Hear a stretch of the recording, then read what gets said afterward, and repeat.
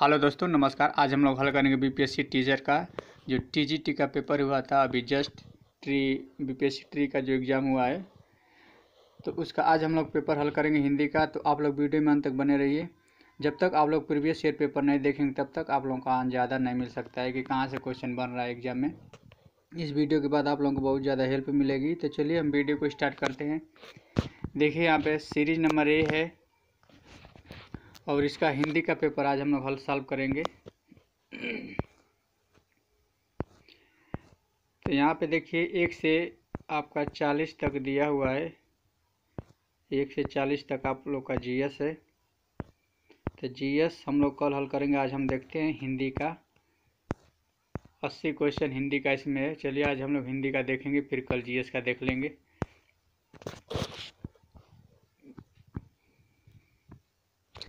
Question number 41 से शुरू है। 41 का राजस्थानी भाषा का उद्भव अपभ्रंश के किस क्षेत्रीय रूप से हुआ है? तो इसका राइट आंसर है ऑप्शन नंबर बी, सौरसेनी से। नेक्स्ट है, राजभाषा आयोग के प्रथम अध्यक्ष कौन थे? राजभाषा आयोग के प्रथम अध्यक्ष कौन थे? तो इसका राइट आंसर होगा ऑप्शन नंबर सी, बीजी खेर। सभी लोगों को पता भी होगा। नेक्स्ट है, निम्नलिखित में से कौन सी बोली पश्चिमी हिंदी की नहीं है? तो इसमें आपका हो जाएगा उपयुक्त में से कोई नहीं, ऑप्शन नंबर ई। नेक्स्ट है, कर निम्नलिखित में से कौन सा क्षेत्र खड़ी बोली का नहीं है?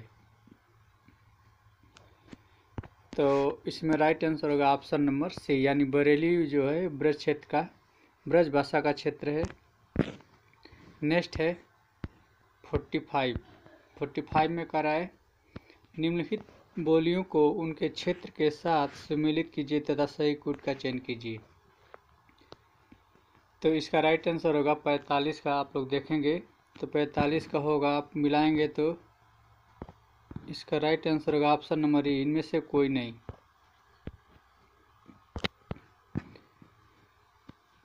छियालीस है, हिंदी भाषा के विकास के लिए विशेष निर्देश भारत के संविधान के किस अनुच्छेद में है? इसका राइट आंसर होगा ऑप्शन नंबर ए, अनुच्छेद 351 में। 47 देखेंगे। 47 का अब तक की जानकारी के अनुसार हिंदी भाषा में हिंदी साहित्य के इतिहास लेखन का सबसे पहला प्रयास किस विद्वान का है? यहाँ पे देखिए कह रहा है कि हिंदी भाषा में, तो इसका राइट आंसर होगा option number B, Shiv Singh Sengar ने। 48 है, चित्तवृत्तियों की परंपरा को परखते हुए साहित्य परंपरा के साथ सामंजस्य दिखाना ही साहित्य का इतिहास कहलाता है। यह विचार किस विद्वान का है? तो यह विचार है रामचंद्र शुक्ल का, ऑप्शन नंबर ए। 49 है, मिश्र बंध द्वारा लिखित हिंदी नवरत्न में इनमें से किस कवि को स्थान नहीं मिला है? तो इसका राइट आंसर होगा option number C, Malik Mohammad Jayasi को। 50 है, 50 का पंडित विश्वनाथ प्रसाद ने उत्तर मध्यकाल को किस नाम से अभिहित किया है? तो इसका राइट आंसर होगा ऑप्शन नंबर ए, श्रृंगाल काल। नेक्स्ट है, भारतीय पत्रकारिता का पितामह किसे माना जाता है? तो जेम्स हिक्की को माना जाता है। नेक्स्ट है, तात्पर्य है कि छायावाद जिस आकांक्षा का परिणाम था उसका लक्ष्य केवल अभिव्यंजना की रोचक प्रणाली का विकास था। छायावाद के संबंध में यह विचार किस विद्वान का है?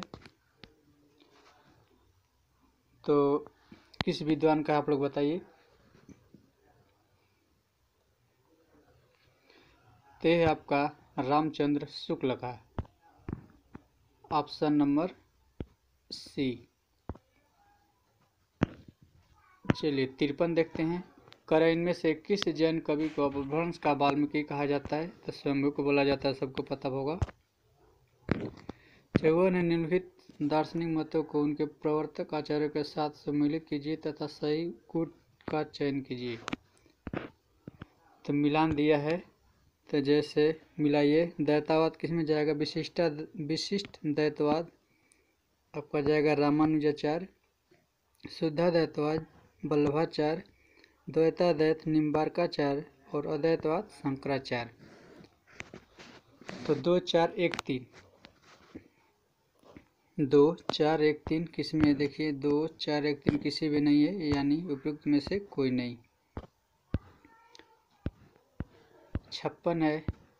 55 देखिए, करा प्रगतिवाद केवल साम्यवादी मार्ग को ही अपनाने के लिए विवश है, जबकि प्रगतिशील किसी भी वाद विशेष से आबद्ध नहीं होता। यह विचार किस विद्वान का है? 55 दोस्तों, एक क्वेश्चन क्लियर नहीं हुआ है, इसको स्टार लगाते हैं। आप लोग इसका आंसर कमेंट बॉक्स में जरूर बताइएगा। 56 करा प्रपद्यवाद के अंतर्गत इनमें से किस रचनाकार का नाम सम्मिलित नहीं है? 56, तो इसका राइट आंसर होगा इनमें से कोई नहीं। 57 है, शमशेर मुर्श के कवि हैं, किस विजन के नहीं? शमशेर मुर्श के कवि हैं, किसी विजन के नहीं। यह कथन किस विद्वान का है? तो यह कथन है ऑप्शन नंबर ए, मलयज का। 58 है, इनमें से कौन छायावादी कवि अपने रचना काल के अंतिम दौर में प्रगतिवाद के भौतिक दर्शन के साथ साथ अरविंद दर्शन से प्रभावित हुआ? तो इसका राइट आंसर होगा सुमित्रानंदन पंत। 59 है, भूलिकत नवरस शिव कवि सकल मूल श्रृंगार यह विचार रीतिकाल के किस आचार्य का है? तो इसका राइट आंसर होगा उपयुक्त में से कोई नहीं। 60 है, इन आचार्यों में से अलंकारवादी आचार्य कौन है? केशवदास। 61 है, 61 का आपका कर निम्नलिखित कथनों स्थापना और तर्क ब पर विचार कीजिए और नीचे दिए गए कूट से सही विकल्प का चयन कीजिए। तो 61 का आपका राइट आंसर होगा ए और बी दोनों। ए और बी दोनों किस में दिया? ए और बी दोनों सही है, ऑप्शन नंबर ए। 62 इनमें से कौन मनोवैज्ञानिक उपन्यासकार नहीं है? मनोवैज्ञानिक उपन्यासकार नहीं है, तो इसमें देखिए तीनों लोग हैं, जैनेन्द्र भी है, यशपाल भी है, ईलाचंद जोशी भी है, यानी इनमें से कोई नहीं। प्रेमचंद के किस उपन्यास में विधवा समस्या है? तो इनमें से कोई नहीं, ऑप्शन नंबर ई। 64 है, जयशंकर प्रसाद के किस नाटक में तलाक और पुनर्विवाह की समस्या है? तो ध्रुव सामनी में, ऑप्शन नंबर बी। 65 है, आधुनिक काल में गद्य का आविर्भाव सबसे प्रधान घटना यह कथन किसका है? आधुनिक काल में गद्य का आविर्भाव सबसे प्रधान घटना है, यह कथन किसका है? तो रामचंद्र शुक्ल जी का है, ऑप्शन नंबर सी।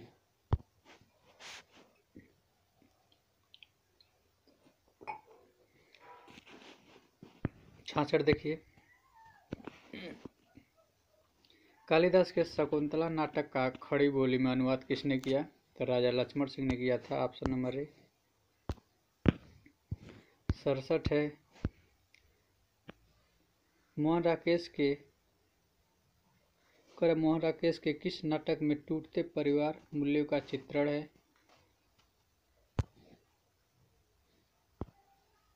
तो इसमें आपका राइट आंसर होगा, इसमें आधे अधूरे नाटक में है, यानी इनमें से कोई नहीं, ऑप्शन नंबर ई। 68 कौमुदी महोत्सव एकांकी किस सम्राट के काल को चित्रित करती है? तो इसका राइट आंसर होगा ऑप्शन नंबर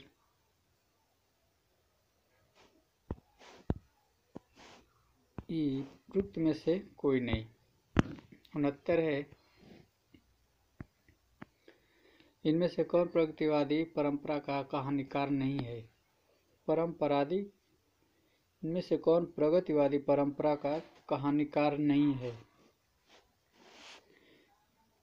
तो इसमें तीनों लोग हैं, यानी उपयुक्त में से एक से अधिक होगा। 70 देखते हैं, जिंदगी और गुलाब के फूल यह प्रसिद्ध कहानी संकलन किसका है? जिंदगी और गुलाब का फूल, यानी इसमें से कोई नहीं होगा। 71 पंडित प्रताप नारायण मिश्र और बालकृष्ण भट्ट ने हिंदी गद्य साहित्य में वही काम किया जो अंग्रेजी में एडिसन और स्टील ने किया। यह विचार किसका है? तो यह विचार जो दिया था रामचंद्र शुक्ल जी ने दिया था। नेक्स्ट है निर्वैयक्तिकता का सिद्धांत किसका है? निर्वैयक्तिकता का सिद्धांत इलियट का है। 73 होगा साहित्य का उद्देश्य विवेचन किसने माना है? साहित्य का उद्देश्य विवेचन किसने माना है? तो कॉलरेज।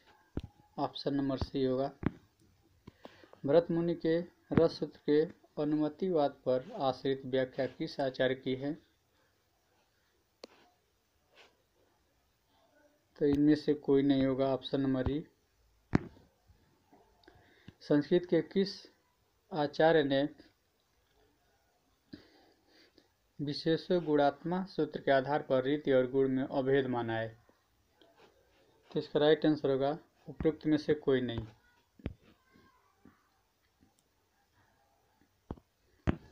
नेक्स्ट है 76। देखिए डॉक्टर नामवर सिंह को उनकी किस आलोचना कृति पर साहित्य अकादमी पुरस्कार मिला था? तो कविता के नए प्रतिवान। ऑप्शन नंबर सी। कर निम्नलिखित सूचियों को सम्मिलित कीजिए तथा सही कूट का चयन कीजिए। तो भरत मुनि रस संप्रदाय, कुंतक वक्रोक्ति संप्रदाय, वामन रीति संप्रदाय और आनंदवर्धन ध्वनि संप्रदाय। तो क्या हो जाएगा? तो 77 का कितना हुआ? 4 1 2 3। Option number B. 78 देखिए क्रोचे के व्यंजनावाद को वक्रोक्ति सिद्धांत का विलायती संस्करण किसने कहा है? क्रोचे का व्यंजनावाद को वक्रोक्ति सिद्धांत का विलायती संस्करण किसने कहा है? तो रामचंद्र शुक्ल जी ने कहा था, यानी इनमें से कोई नहीं। स्त्री विमर्श पर आधारित तब्दील निगाहें किस लेखिका की कृति है? मैत्रेयी पुष्पा की है। Option number B. दलित साहित्य का सौंदर्य शास्त्र नामक कृति के लेखक हैं? तो Om Prakash Valmiki. Option number B. 81 आदिवासी विमर्श पर आधारित आदिवासियों का संसार नामक पुस्तक के लेखक हैं? आदिवासियों का संसार यानी आशा सुषमा है। इनमें से कोई नहीं। आशा सुषमा इसमें ऑप्शन में नहीं दिया है। 82 संदेश यहाँ मैं नहीं स्वर्ग का लाया, इस भूतल को ही स्वर्ग बनाने आया। उपयुक्त पंक्तियों के रचयिता हैं? इसका राइट आंसर होगा ऑप्शन नंबर ए। उपयुक्त में से कोई नहीं। 83 रामधारी सिंह दिनकर को उनकी किस कृति पर ज्ञानपीठ पुरस्कार मिला था? सबको पता होगा उर्वशी पर 1972 में।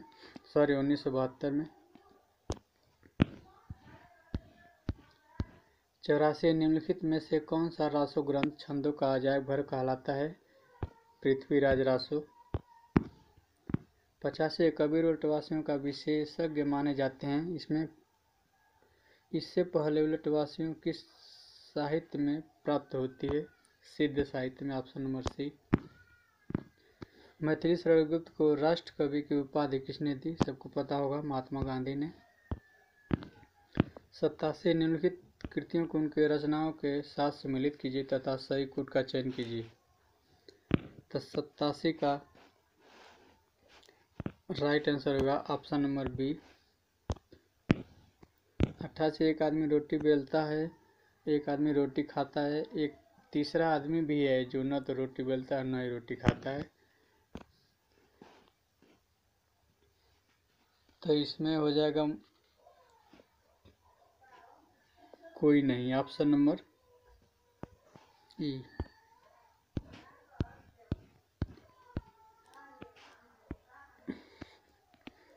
कमलेश्वर द्वारा रचित कहानी नहीं है। कमलेश्वर द्वारा रचित कहानी नहीं है। तो इसका राइट आंसर होगा एक और जिंदगी, ऑप्शन नंबर ए। 90 अचनगुप्त नाटक में दृश्यों की कुल संख्या कितनी है? 44 है। 91 शेखर एक जीवनी उपन्यास के नायक के चरित्र की प्रमुख विशेषता क्या है? तो इसमें विनम्रता भी है, भावुकता भी है, उदारता भी, यानी ऑप्शन नंबर डी होगा पुत्र में से एक से अधिक। 92 महामाया हजारी प्रसाद द्विवेदी के किस उपन्यास की पात्र हैं? महामाया ये हैं बाणभट्ट की आत्मकथा, ऑप्शन नंबर सी। 93 मैग्रीन कहानी के लेखक कौन है? तो मैग्रीन कहानी के लेखक इनमें से कोई नहीं, ऑप्शन नंबर डी होगा। बहुत कम कहानी लिखकर भी सर्वाधिक लोकप्रियता प्राप्त कहानीकार इनमें से कौन है? चंद्रधर शर्मा गुलेरी हैं। इसने 2-3 ही लिखा था, रचना किए थे, जैसे बुद्धू का कांटा हो गया, सुखमय जीवन हो गया। 95 है प्रजातंत्र और लोकतंत्र के नाम पर हमारे चारों ओर फलने फूलने वाली राजनीतिक संस्कृति के प्रतिनिधि पात्र वैद्य जी किस उपन्यासकार की सृष्टि हैं? तो इसका राइट आंसर होगा ऑप्शन नंबर ए, इनमें से कोई नहीं। नेक्स्ट है अमृतलाल नागर का कौन सा उपन्यास महाकवि सूरदास पर आधारित है? सबको पता होगा खंजन नयन। नेक्स्ट इसे संसार दुख कहता है वही कवि के लिए सुख है, यानी 97 का ऑप्शन नंबर ए मेहता। 98 देखिए कर देवसेना जयशंकर प्रसाद के किस नाटक की पात्र हैं? देवसेना यानी स्कंदगुप्त। इसका राइट आंसर होगा ऑप्शन नंबर सी स्कंदगुप्त। लघुमान की महात्मा को किसने प्रतिपादित किया? तो 99 का राइट आंसर होगा विजय देव नारायण शाही, ऑप्शन नंबर बी। सब है इनमें से किस लेखक के निबंध ललित निबंध विद्या के प्रस्थान बिंदु बने? तो सबका राइट आंसर होगा option number B Hazari Prasad Dwivedi.